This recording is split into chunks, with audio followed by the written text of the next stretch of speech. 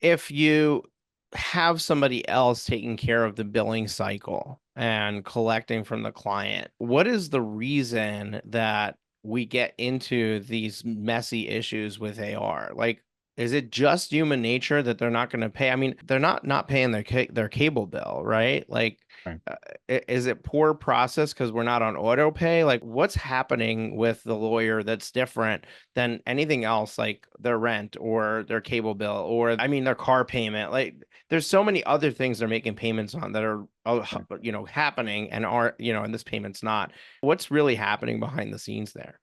There's several things we could talk about. I think to the point of like cable bill, your car, your rent, there are consequences, right? Like we know what happens if we don't pay those things. We lose access to that thing.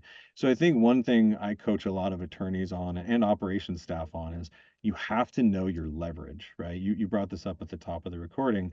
In some cases, it's going to be, or some practice areas, it's going to be really hard, if not impossible, to withdraw from a case for non-payment. In many cases, like family law, and I know this will vary by, jurisdiction and bar rules and things like that, but there is a time when you can file a motion to withdraw and you can get out of that case. But it's not an infinite window, right? And you have to usually do that well before a certain milestone within the natural arc of that case.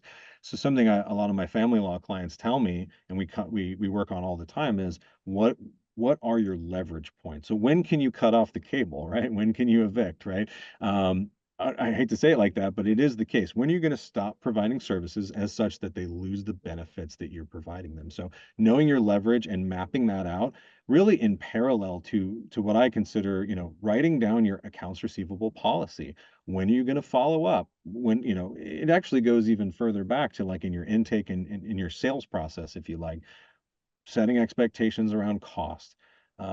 When are we going how much retainer are we going to take? When and how is that going to be replenished? And then if things do go past due, how often are we going to reach out? When are we going to send emails? When are we going to make phone calls? I know that all feels overwhelming, but it's not that complicated. You just need to map it out, right? What am I going to do? AR functions on a timeline. It's all about a time horizon, right?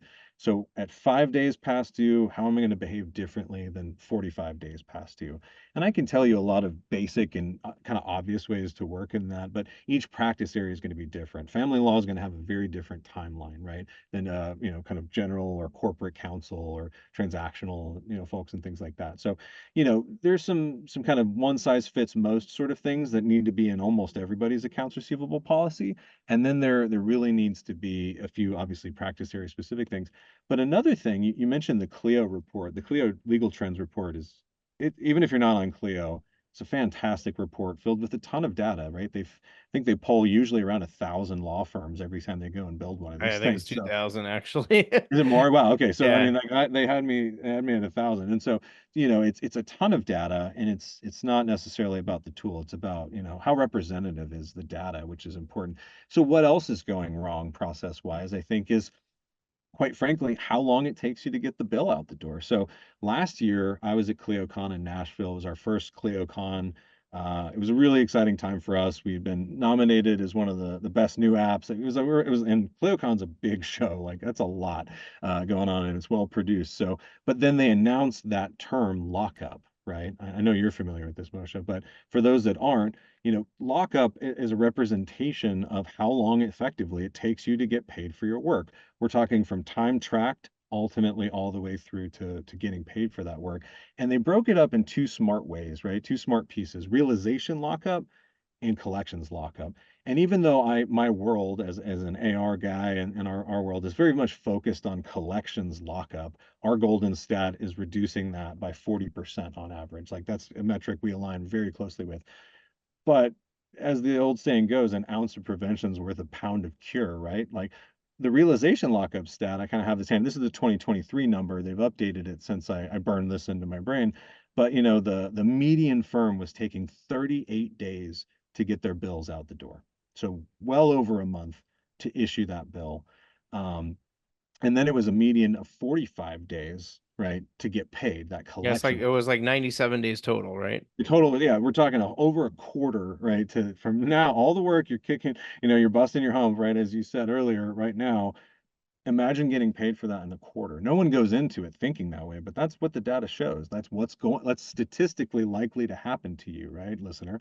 And so that's why we got to think through all the ways we can fix this. And one of the ways is just getting tighter on the billing. Something that, when people come on board, in our company at Callbox, we won't take people who don't have a kind of a regimented billing process, because the reason is it's garbage in, garbage out. You can't collect on something if you don't believe it's accurate, right? Because the last thing you want to do is be chasing clients for bills and say, oh, well, it looks like here you owe $1,000, and it's 95 days past due. And they're like, I paid that 2 months ago. What are you talking about, right?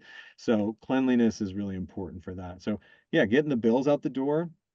And then for my part, what I talk a lot about is just having a regimented process of what are we going to do if slash when it gets past due, with every intention of preventing that from happening in the first place, right?